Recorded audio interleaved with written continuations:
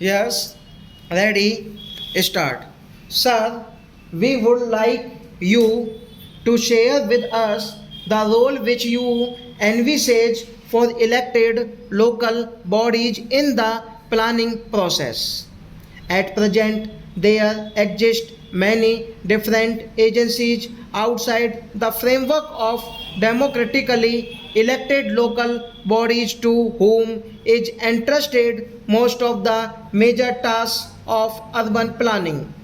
These include city development authorities and improvement trusts, besides a number of state government agencies owing responsibilities to the state government above but not to the people below. If planning for economic development and social justice is to become the centerpiece of the activities of democratic local bodies, should all these other agencies be dissolved or merged into the elected local bodies, or should they be keep separate and above the system as at present? The answer you give should be compatible with our basic principle of maximum devolution. The second point relating to planning is the methodology for coordinating urban planning with rural planning. While it would of course be appropriate for urban and local bodies respectively to plan matters which fall exhaustively within the irrespective jurisdiction, it has to be recognized that growth impulses largely come from the interaction between urban groups and their rural areas. It is because the linkages between town and country are so crucial to growth that many state governments have established bodies like the District Planning Board or the District Planning and Development Council to identify and strengthen these linkages. The large tragedy is that in the name of coordination, district planning board have been established outside the framework of democratically elected local bodies and generally placed under the charge of a minister appointed by the state government.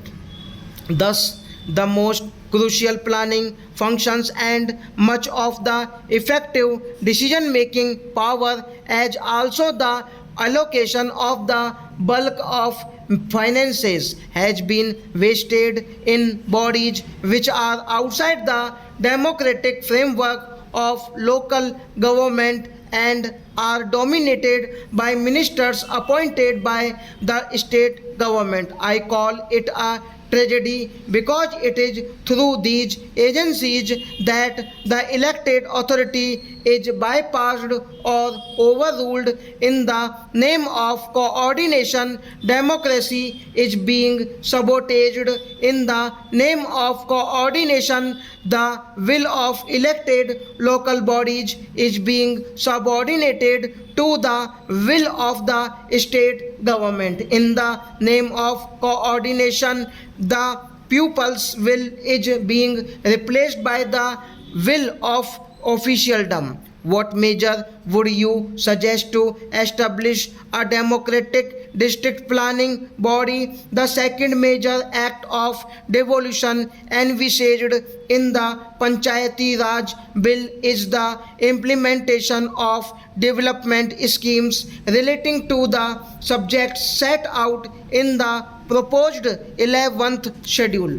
We would wish to you pull your experience of the different states of India and suggest the subjects which might be set out in a separate schedule, in respect of which constitutional authority would be available for the meaningful devolution of powers to urban panchayats. The financial condition of municipal bodies at all level is pitiable.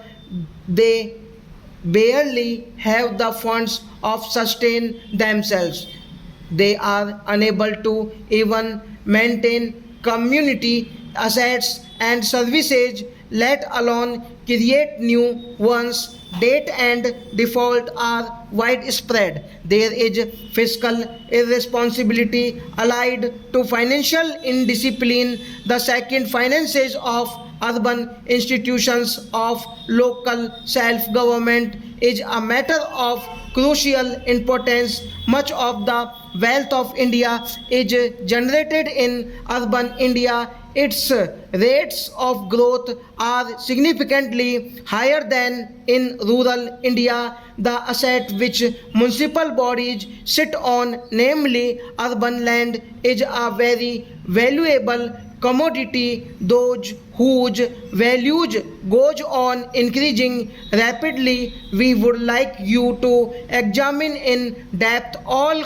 questions relating to the financial health or urban bodies. You have enormous reports on the subject prepared by committees established by both the central and state governments. You have in the Panchayati Raj Bill the proposal for the establishment of a state finance commission to set out principles on the basis of which taxes may be assigned to or appropriated by Panchayati Raj institutions at different levels. Then there are the grants in aid from the consolidated fund of the state and funds from centrally sponsored schemes as such. Should the proposed state finance commission should also set out similar principles for financial devolution to urban local bodies. Should there be centrally sponsored schemes for the urban areas? There is also the question of access for municipal bodies to institutional finance and the capital market. We would like your consideration of these financial questions to be guided by the sentiments expressed by Jawaharlal Nehru when he presented his first report as chairman of the Allahabad Municipality 66 years ago. Finally, we would like you to consider issues that are vital for efficient municipal administration but are not perhaps amenable to settlement through a constitutional provision. For example, what should be the relationship between the municipal bureaucracy and the elected municipal representatives? How does one ensure harmony and cooperative relations between the municipal bureaucracy and the democratically elected the municipal bureaucracy representatives of municipal bodies? Should not urban administration be carried out at the behest of the elected representatives rather than by bureaucratic order? However benevolent and well intentioned stop